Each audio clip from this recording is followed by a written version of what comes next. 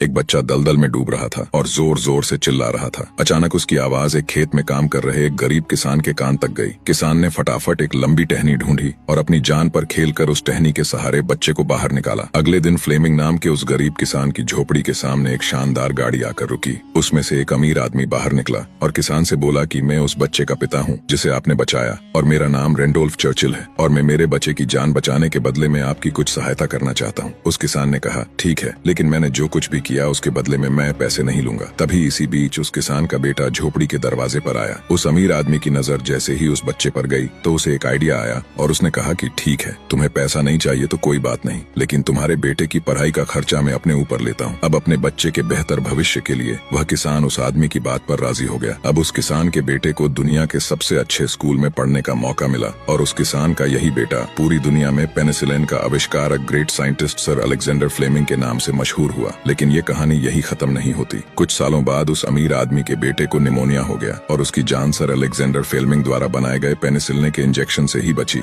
और उस अमीर आदमी के बेटे का नाम था विंस्टन चर्चिल, जो 2 बार ब्रिटेन के प्रधानमंत्री रहे। दोस्तों, शायद इसीलिए कहते हैं कि कर्म हमेशा घूम कर आते हैं। इसलिए हमेशा दूसरों का अच्छा करें ताकि आपके साथ भी हमेशा अच्छा हो।